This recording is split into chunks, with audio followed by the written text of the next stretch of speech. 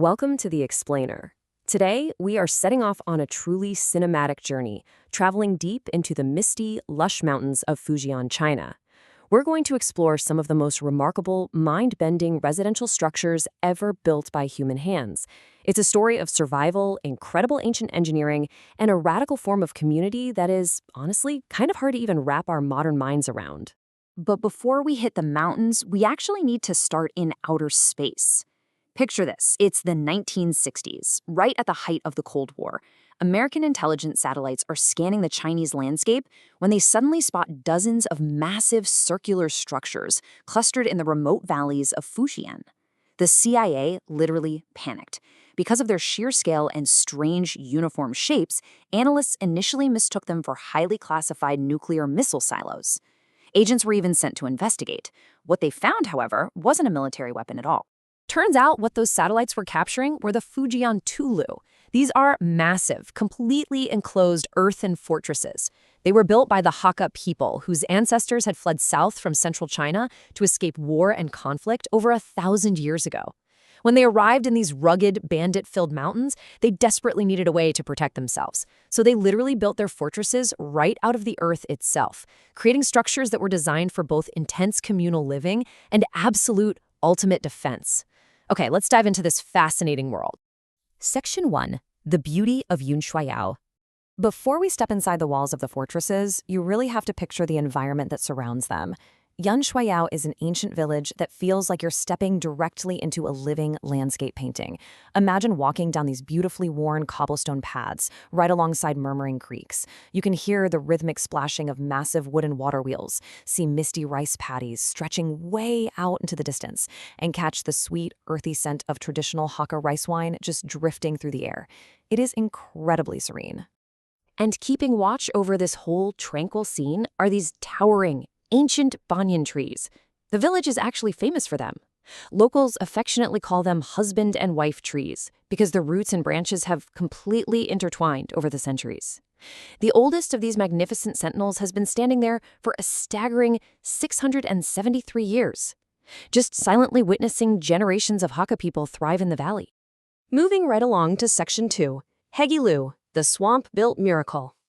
Now, this is a square-shaped Tulou, and it completely defies conventional engineering logic. Hegelu is nearly 18 meters tall. That's 5 stories high, and impossibly, it was built directly on top of 3,000 square meters of sinking mud. The locals actually call it a Noah's Ark built on land. To pull this off, the Hakka builders laid down a massive floating foundation made entirely of layered pine logs. If you stand in the central courtyard today and jump up and down, you can actually feel the cobblestones shift and ripple beneath your feet, because the entire fortress is literally floating on a swamp. So you might be wondering, how on earth did they build walls heavy enough to protect them, but stable enough not to just sink into the mud? Well, they use this genius, ancient recipe for rammed earth. They build large wooden frames and then pour in a mixture of mountain mud, lime, and sand. But here's the crazy part. Their secret ingredients were brown sugar and egg whites, sometimes even mixed with sticky rice paste. They rammed this mixture repeatedly with heavy wooden poles until it was as hard as stone. This recipe made the walls over 1 meter thick, completely fireproof, and practically invincible to earthquakes. Inside Hegelu, there's also this bizarre natural phenomenon. The building houses 2 wells in its courtyard, spaced just a few meters apart from each other. Yet, they produce completely different water. The yin well produces murky, muddy water that the residents historically only ever used for putting out fires. But right next to it, the yang well provides crystal clear, sweet water that is perfectly safe for drinking. It's a total anomaly that just adds another layer of mystery to their engineering genius. Section 3. Yuchang-Lu, the Tilted Wonder. If Hegelu conquered the swamp, Yuchang-Lu playfully defies gravity. Built over 700 years ago, this circular fortress has a genuinely terrifying visual quirk. The internal wooden pillars on the 3rd and 4th floors tilt in a clockwise direction, while the pillars up on the 5th floor tilt counterclockwise. And they don't just lean a little bit either. They tilt at a staggering 15-degree angle. It literally looks like the entire interior is on the verge of collapsing.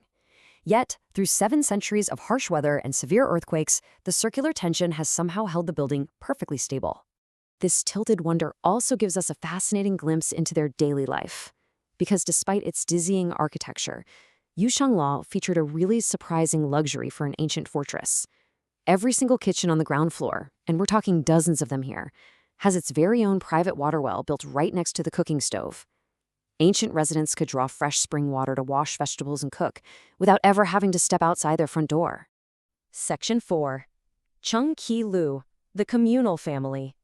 Often called the King of Tulou, this structure takes us deep into the radical human element of Hakka living. It brilliantly illustrates the sheer, staggering scale we are talking about here. Chen Kai Lu isn't just a building, it is a circular city under one roof. Designed according to the principles of the Bagua, or the 8 diagrams, it's made up of concentric circular rings. Get this. At its peak, this single structure housed over 400 residents, comprising 58 individual households and containing over 270 rooms, and every single person living there shared the exact same surname. The layout was strictly standardized, but intensely harmonious. The first floor of the outer ring was entirely dedicated to kitchens. The second floor was for green storage. The third and fourth floors were the bedrooms. Then, the inner rings contained shared courtyards, a communal ancestral hall for worship and meetings, and, incredibly, even a private school, so the kids could get an education without ever leaving the safety of the fortress. The timeline of these structures is a total testament to the unbroken resilience of the Hakka heritage. From Yuchang Lu being erected way back in 1308 to Haegui Lu conquering the swamp in 1732. And today, right now, the Zhang family in Chenqi Lu has passed down their home for over 30 continuous generations. It is an architectural and genealogical miracle. But hey, take a second and imagine living with 400 of your relatives, where absolute physical safety comes at the cost of absolutely zero privacy. The wooden floors and walls offered no soundproofing whatsoever. Like one local guy joked, you couldn't keep a secret if you tried. Every cough, every argument, every laugh was broadcast to the whole clan. And if you had to use the restroom in the middle of the night, you had to use a chamber pot because the shared bathrooms were all located outside the fortress walls. Finally, Section 5, the spirit of Tulou. Ultimately, to really understand these fortresses, we have to look past the mud and the wood. The physical architecture perfectly mirrors the internal Hakka spirit of equality, survival, and fierce clan unity.